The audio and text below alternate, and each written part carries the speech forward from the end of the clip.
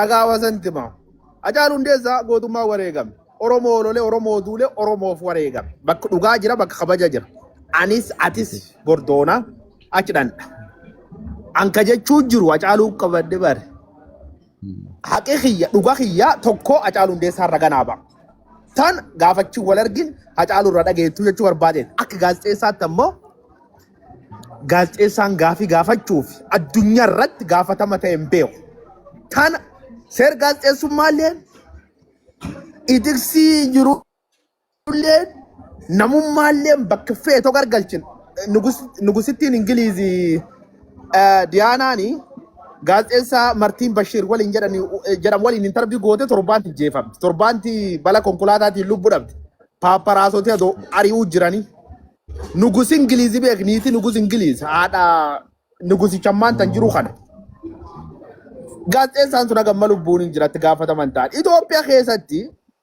dhalooti waan hin hubatiniif hin qaroominiif hin balchoominiif hanguyyoo waariyoo adoo jechuuf fedhi qabaadha Hacaaluu Hundeessaa ajjeesan bu'an jaalkiyya laalam reefu namni waan fedhiin jedhu no hin fitadha laal wa toksitti maan Hacaaluu uf difendi godhuun fedhu dhimma Hacaaluu irratti uf difendi godhuun barbaadu raga qabu in qaba raga qabulleen dhiyeeffadha adon dhiyeeffatin najjeesuu danda'ulle sodaa hin qabu nobody are going to kill me nami armaan booda najjeesuu danda'an jira laf nagaa jir carra barumsa naa kennanii na barsiisuu jir uf ijaaruu jir once I'm ready waan qabin dubbadha kitaaballee hin taatu karaa biraallee hin taatu guyyaa kiyyeegachuu jiraasiin jedhu taan maatiinis haqa gama kiyyaa waan beekaniif maatiin irra dhimma adoo maatiillee na hubachuu baattan guddaa dhimmi hin qabu Hacaaluun qofti naa hubannaan nageetti namooti ammoo dhuunfaan yaada mataa ofii dhiyeessan amansiisuu yaala garuu naamana maaliif namantu dhabdanii sodaa hin qabu guddoollee wanni sullee na shoror keessitu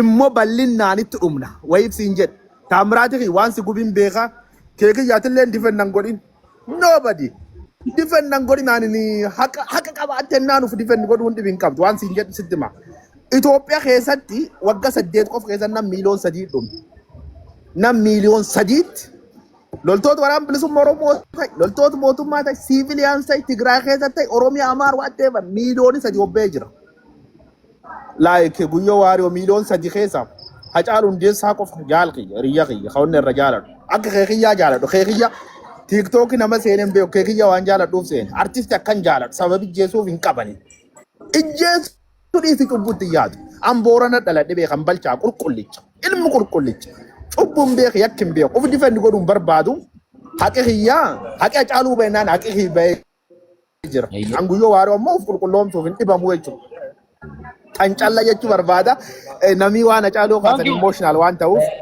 nu ammoo warra keessatti emotional waan taateef taamiraaf waan jira bal'inaan walaas humna hin gabaabsa waliif haa obsinu kaa osoo hojii daa'imaan goonu namoota hedduu tajaajila jira walii haa obsinu guyyoo nu xumuriiti daqiiqaa 2 qofan itti fufa obsa yaa fitadhe duu wanni guddooni miirii jiraachuun gaarii taamiraat tolaa sirba ati sirbit maaliif akka sirbit dursee naa galee kakeekiyyaalla akkasum beeka yeroo hedduu sirboota artistoota miir kamiin akka sirban eenyuuf akka sirban sometimes waan hubanna fakkaata dafee understand godha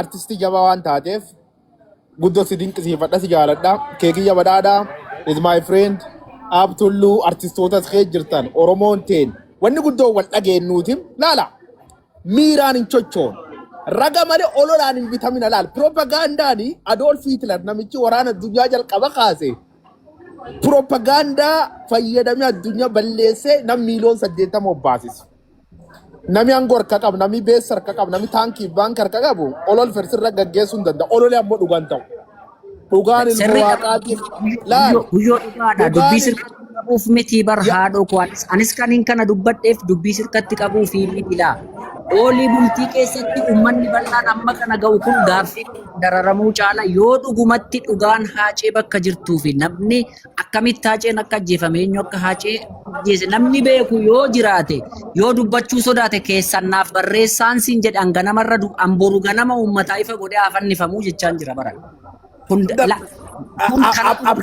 abshir miiri uumamte dhugaan hin jirtu dhugaa caaluu namni beekin beeka warri kaalee laana hubata taamiraati ki abshir suubadha miiri kan kee suubadha wanni guddoon tasgabboomnee sagantaa biraallee ka qabaannuuti an har'a dhufe yeroo jalqabaatii fi bag jiraatanii jalaan godinaati gabaabinatti ila ani waan jechuu barbaade akkanatti haasofnee haasawa miiraa yookaan immoo akkas waan akkanaa kana osoo caalaatti artistoonni keenyas warri ani wanni jechuu barbaadu guutumatti artistoonni keenyas warri sabatti duu dangalin galatatu isinii mala ammallee sabni keenya isin eeggata kana isinirraa barbaanna gaazexeessitoonni keenyas warri sabatti duu dangalin haga ammaatti warri beessan isin hin bitin galatooma guyyoo dabalatee warri bakka hunda bakka garaagaraa jirtanis sabni keessan ammallee isin eeggata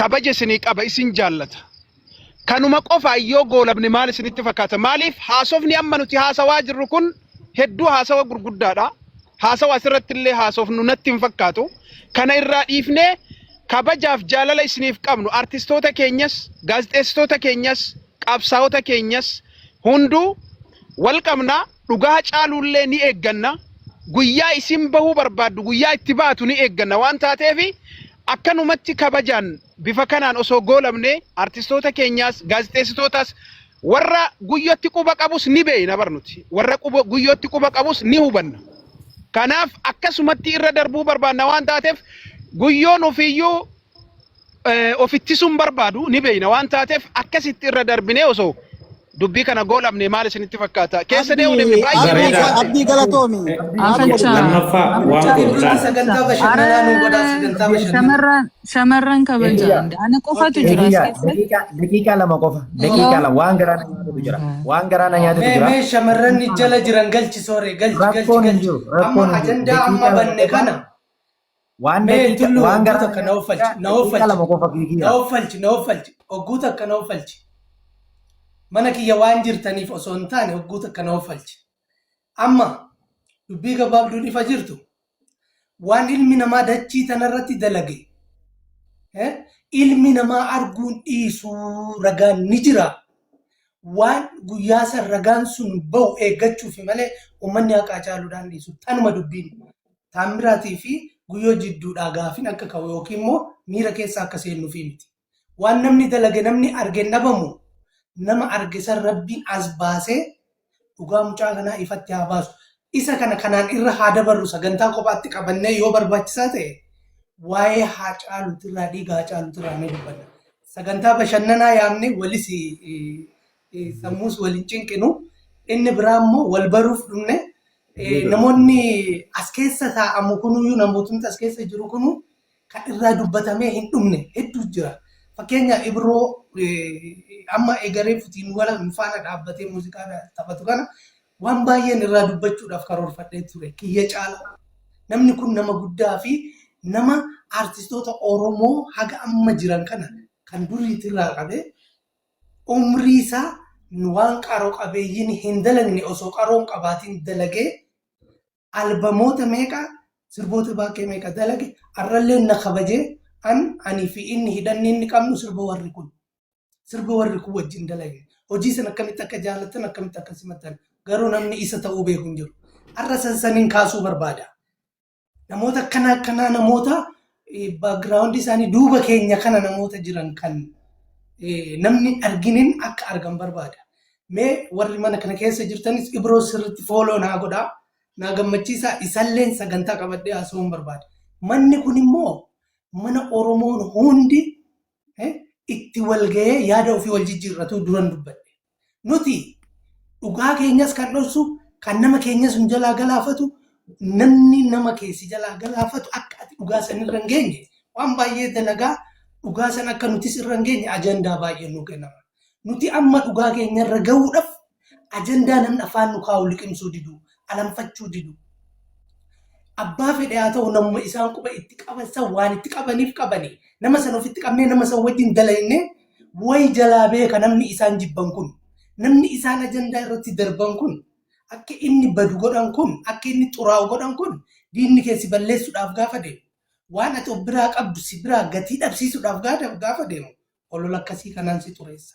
Wantoota akkasii kana irratti beeknee ajandaa nu kennamu hiduu kan nu ajjeesus kan dhugaa keenya awwaalus kan deebisee ajandaa biraatiin nu gooyyoomsus lafa jira qaamni sun. Kanaaf mee sagantaa qabanneetti waan kana itti fufna. Amma mee warroon as keessa jirtan kun fooloo wal godhaa wal jajjabeessaa hundi as keessa jiru nama jajjabaadha. Anaa xiqqaa kana kabajanii sa'aatii dheeraa kana taa'uu geessaniif galatoomaa. Gara sagantaatti aanutti Galatoomii waan lama waan dubbadhu qaba. Daqiiqaa lama qofa carraa naa kennaati. Daqiiqaa waan garaa kuna nyaatetu jira. Waan garaa kuna nyaate. Yoon baafadhe malee irree akkanumatti natti bariite bakka hin taa'etu soon kirkiruu natti bariite aariidhaan yoon baafadhe malee jechuudha. Waa'ee taammifii fi guyyoo gidduu. Nuti rakkinni keenya waan ganama dubbanne galgalatti deebi'uu dhabuudha. Waan galgala dubbanne immoo ganamatti deebi'uu dhabuudha. Ishiin sun immoo bishaan gabatee ta'uudha. Haacaaluu Hundeessaa borus iftaanis dhiira goota oliiti. Jiraatadhas. Haacaaluun fooniin du'eet maqaadhaan dhaloota keessa du'uu dide. Haacaaluu akkasitti gootummaan dhaloota kumaatamaan ijaaree du'e sanan filadha. Oromoo irra rasaasa walitti galagalchee ofii wal ajjeesu san. Gidduu kana waan Jawaar gadi baasaa jiru ni beektanii miti. Warra maqaa wal xureesse sirna wayyaaneetirraa kaasee gaafa nuti karaatti baanee gommaa gumnu karaa cufnu qeerroo meeqa nu biraa nyaachisaa ture san har'a afaan hiikkattetu jira dhiiroo daa'ima afaan hiikkattetu jira du'a Haacaaluutitti isinii galteemi taanan akka Haacaaluu sanitti du'a gootaa akka duunan akka Haacaaluu sanitti du'a gootaa otoo likiskisii hin ta'in otoo mandara keessa hin fiigin otoo hin bitamin otoo garaaf hin jiraatin otoo hin fakkeessin Oromoo har'a walitti galagalee wal dhukaasurra duutee biyyeetti makamuu yeere Haacaaluun aananiiti Haacaaluu Hundeessati jedhe. Abbaa Haacaaluu achi sirna Haacaaluu nyaate wallaallee tarraa guyyoo fi taammiraatti deebii walitti deebisanii? No. Uummanni har'a guyyoo asalatti jedhu kun immoo Hulluu nuti darba akka sanatti gaaffii wal ga'a. Nan xumurata na ficcisiisa miira keessa wal galchuun qabdan. Miira keessa taamiraanis miira keessa galee keekiyyaan miira keessa galee. Guyyoon hin da'uun hin tasgabbaa'e. Ani bakka guyyootan dhibbadhe. Akka waan guyyoon keekiyyaa ajjeesititti cubbuudha kuni cubbuudha. Warra Haacaaluu galaafate osoo beekamu akkasitti yaaduun.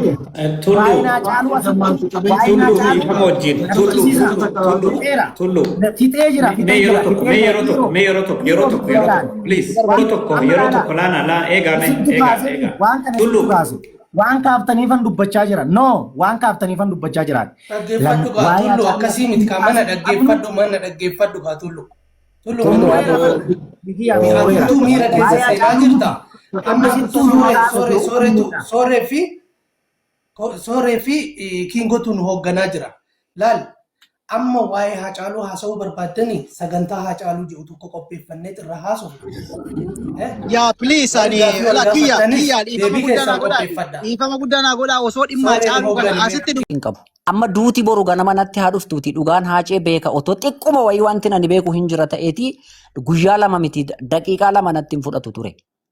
Eyyee maaliif dhiirummaan maqaa miti dhiiromuun maqaa qofa miti.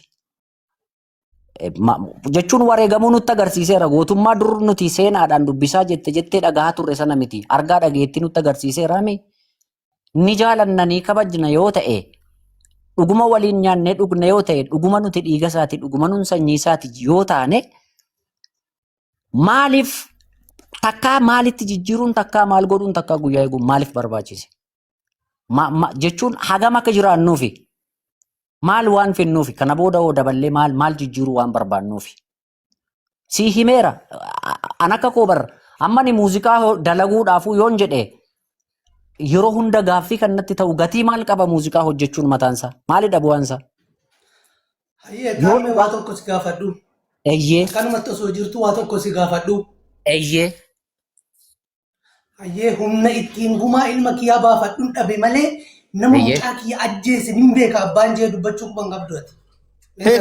Keekiyya Taamiraatiif keekiyya Miidiyaarra otoon dhaga'uu baadhee qaamaan obbo Hundeessaan akkas naan jedhanii qaamaan natti himanii yoo isaan humna dhaban ani humna qabaadhee utuu hin taane goodaa walakkaattiin guyyaa walakkaa wareegamee darba malee nama ilma koo ajjeese nama abbaa koo nama otoon beekuu uummata bal'aa miliyoona 60 ol ta'u kana otoon of harkaa qabu dhoksee mana keessa maafiin boru ganaman fannifamneen siin jedhe goodaa walakkaatti okay keekiyya du'a akkasii barbaadaan wanta akkasii carroo amma teenyee gamaa gamaan wal falmii akka hin taaneef malee Akkana goonu. okay eegisto abbu nuki hin gabaabsina ana gabaabsana eebbis keekiyya laala jalqab bag wal argine bag wal tudumne keekiyya kiyya atilleen justifying godin Taamiraatiilleen gaafi laale miiri Oromoo kee jira maalak tawaan beekuufi. Thank you Guyyo, thank you. Hubachuu qabna. Everyone beektaa watok sitti malaali. Watok nami haqa dhabe nami qabeenyi isaa jireenyi isaa nami inni jaalate irraa tame malaamaltee waan itti aman dha'uu danda'a. Whatever. Ankareefu jechuu jiru dhagaye Taamiraatii kiyya. Walti deebina sirrii taasifna. Maanachillee naqunnam. Ana caalu hundeessaa bakka dhugaa jira miti. Inni bakka dhugaa jira. Nutti addunyaa dhara gubbaa jiraatu waan taateefi an hacaaluuf gaaf achi wal arginu. Oolma jajjabdu akkoolee facaaluu irra gakkinaa ga'u ina manaa jechuudha. So agas caala proving qabu justification hin qabu. Done. Si galtii miti. Namanna qeeqee namanna faarsee guddoo natti noogutu laal gogaa nyaachaa oranneerra amma guddoo nutti noogutu illee guddoo fi qabbanooftu sabii keennoo nu jaalatan nu faarsin gammanna yoo noo baaranillee sodaan baay'ee miidiyaa kee turu waan taateef ilkaan buqqifannam qarrifaan qarachuu jira waan taateef waa'ee qeeqa guddoo sodaan qabnu kiingoo kiyyaa akka waliigalaatti Hacaaluus my friend my brother dhugaa sabaasuun tokko itti gaafatam jalqaban guyyoo waaroo abba jirmaal I will fight agdumaatti lola gaaf dadhabe ilmi kiyya dabarsa aganum jedhaa kee kiyya fudhadhu. Ulfaadha bakka tanatti dubbii cinqite beektaa na qabatte dhimma amma Hacaaluu fi Guyyoo jidduu jiru kanarraa xiqqoo waan lamaan takka jechuu barbaada. Maal inni mammaayisa takka jira mammaayisa Oromoo kan se'attedhaan jennaan dhirsi galee jaartii isaa dhaanee jira. An akka nama aartii tokkootitti Guyyoon akka nama gaazexeessaa tokkootitti dubbachuu fedha. Ani fi Guyyoon guyyaa walitti dhufneetoo waa tokkorraa haasa'uu feenu itti gaafatamummaa fudhatee waan san dubbatuudhaaf murteessee Guyyoodhaaf hayyamamaa kan ta'u ana mataa kooti. Uummanni Oromoo waan kana beekuu qaba. Yoonan ani Guyyoo wajjiniin gaafii na gaafatu deebisuudhaaf hayyamamaa hin ta'in miidiyaa Guyyoon irra jiru irratti dhiyaachuu dhabuun mirga kooti namni oofee dirqiin na geessu hin jiru. Guyyoon yoo na gaafateeyyuu deebisaan kiyya hayyee yookaan lakki wajjin haasa'uu dandeenya ni dandeenya. Gaafii akkanaatis si gaafadha. Kana nan gaafatin kanaaf deebiin qabu jechuu nan danda'a. Kana hubachuu qaba aartistii fi yookiin immoo nama interviin godhamuuf tokkoo fi gaazexeessaa intervii godhu jidduu fedhiin abbaa gaafii gaafatamuu deebii deebisuu ni jira. Achirra dhaabbatu qaba. Inni biraa gaafiin Guyyoon gaafate hundumtuu fedha Hacaaluu Hundeessaati. Silaa Hacaaluu Guyyoon gaafachuu baatee Hacaaluun guyyaa san waan dabruu miti guyyaan isaa akkasanii garuu nuti amma dhugaan isaa nu haa ba'udha. Inni biraa uummanni Oromoo maaliif waan mana keessatti gungumtan san gadi hin baafne? Haqa beektan tokko bar haqa irra geessan tokko ni qaba. Uummanni Oromoo waan irra ga'e tokko ni qaba. Waan parsantii 100 ta'ullee baatu mana keessatti abaluutitu Hacaaluu akkana nu jalaa goosisee abaluutitu Hacaaluu akkana nu jalaa godhee ni jirti bar uummata Oromoo kana hamma tokko gurra keessa dhahaa jirti dubbiin. Mee as baasaa waan san tuttuqaa jirtanii bar abbaa Hacaaluu nyaates kan nyaachises. Tuttuquutti jira uummanni Oromoo waan dhageessan gurraa qabdan waan argitanis ragaan tokkos ba'aa jira. Ammoo dhimma yeroo taatetti malee laal waan adda addaa fayyadamanii namoota dhugaa Oromoodhaa kana boolla qotanii akka nama gogaa dhisuudhaa deemutitti gogaa jiidhaa maree ol kaa'utitti warra dhugaa Oromoo awwaalee gubbaarratti teessoo bareedaa isaa yookiin mana shaayii bareedaa isaa banatee taa'aa jiru kana Oromoo quba qabdan dubbachaa jirtan gungumaa jirtan ol baasaa bar waan baay'ee dhagaa jirra. Namoota har'a Oromoo quba itti qabu hedduu beeyna bar. Waan san Oromoo ol baafachuu qaba guyyoo miti. Guyyoon gaafii gaafate malee guyyoon ajjeefamuu qaba Haacaaluun jee guyyoon hin murteessine. Guyyoonis wajjumaan ajjeefama maaliif kana gaafattee bar guyyoottis quba qabamaa ture. Gaafii akkasii maaliif gaafatteetu ture. Guyyaan isaanii adda adda ta'u waan ta'eef inni hafe. Hayyee guyyootti maa quba qabdan kan ajjeese fi kan ajjeesise si beektanii quba qabdanii meegumaa baafadhaa. Uummanni Oromoo achi deemee gumaa baafachuu qaba. Dubbii cinaa deemuun dubbii baay'ifti dubbii bulchiti malee haqa dhoksiti haqa karaa bulchiti malee haqan baaftu. Uummanni Oromoo akka jirtaniin haqa Haacaaluudha gaafadhaa. Gumaa isaatiillee gabbaa baafadhaa. Irra geessanii bar waan baay'ee anuu kanan uummata kiyya keessaa dhaga'u bakka adda addaatii dhaga'u. Ragaan ittiin qabne viidiyoon ittiin qabne suuraan ittiin qabne malee namoonni Haacaaluu du'aa Haacaaluu keessaa harka qaban jaambara. Gurri koo kun dhaga'ee onnee koo kana keessaa dhikkifataa jira. Namoota sanbar yoomuma namoonni sun saaxilamuu eegaan jira malee waanan ani beeku kan uummanni Oromoodhaa hundi irra ga'e guyyaa itti eeggatu lafa jira. Guyyoo irraa gabbu'a. Guyyoo ati immoo uummata keetiif dalagaa dalaga. Dalagaa dalaga. Laal dalagaa dhaabuun kan kee akka ati qubasitti godhanoo godhe malee badii hin qabdu. Ani bakka kanatti kanan lafa kaa'a dhugaa Haacaaluu. Guyyoo biraa miti kan barbaadan. Hin jirani warri eega gaafa ce'umsa biiftuun xiqqoo sun baate jala taa'anii mucaa bilbilaan waraabanii sallalanii basaasanii haga du'a lubbuun keessaa baatutti warri ajjeeses badhee keessa jira. Gungumaa jirtanii ol baasa. Tanan uummata Oromootiif dhaamaan. Dubbii cinaa deemuun hin barbaachisu. Karaa nama bulchiti. Kiyya dhiifama naaf eeyyamama taanaan asirratti waa takka qofa dubbachuu barbaada dhiifama buyyoo kiyya nama biraaf miti jechuun ammaatti aniyyuu wantin yaadee hin beekne waan hin yaaduu hin dandeenye akkan dubbadhu waan na godheefin kana gaaffii tana lamaan qofa dubbachuu barbaada dhugaadha. Uummanni yeroo kanatti ani waanan uummata ta'ee uummata keessa oolee buluuf haala kamuu waan kamuu simadhee waanan uummata keessa jiraachaa jiruuf dhugaan lafa teessu uummata bira jiru yoo jiraate akka uummanni beekutti dhugaa Haacee barbaaduu dhugaa Haacee warra Haaceen itti dhiheenyaan waliin jiraachaa ture oolii bultii godhe dhugaa Haacee eeguudhaan alatti uummanni otoo beeku uummanni kaleessas gootummaa kaleessa qabu sanarras hin ganne dhugaadha. Namoota danuutu jira amma as gidduutti maaltu dhugaa Haacee dhoksee gara uummataatti fiduu maaliif wanti as gidduutti wanti gara uummataatti fiduun barbaachiseef hin jiru. Guyyoon dhugaa Haaceedhaa hin beeka harka jirti yoo ta'e uummanni isa kana guyyoo harkaa eegaa jira. Keekiyyaan waan beeku qaba yoo ta'e uummanni isa kana keekiyyaa harkaa eegaa jira. Taammiraat bira dhugaan Haacee wanti beekamu hin jira yoo ta'e uummanni kana eegaa jira malee uummanni uummata dhugaa Haacee dheeboteedha. Uummanni uummata an kana si caala gara walaloo fi yeedalootti fideefaa uummata ifa godhuu hin danda'u dhugaadha. Garuu yoo dhugumatti wanti ati shakkitu waan ati beektu miti wanti ati shakkitu iyyuu jiraate shakkii sana ati dursa uummata akka ifa gootu uummanni sirraa eega malee keekiyyaa. Ammatti uummanni waan ajjeecha Haaceetiin wal qabate waan beeku quban qabu abjuu keessa jira uummanni. Ana dabalatee itti fufee guyyoon ammoo haa bultu guyyaadhaaf dhiifna wanti jedhamu tarii du'aan booda jireenyi jira waan jedhu sanatti yoo amanta ta'e malee umuriin nuti beellamaan waliif keenya jiru hin jira jedhee hin yaadu.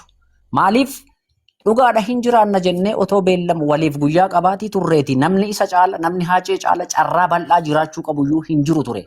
Yoo dhiiromne maal qaba ishii dhugaatu jira taanaan wanta beekamutu jira taanaan ani hamma sitti hin himaa barra amma si caala fageenyaanis iddoo mijataas maalis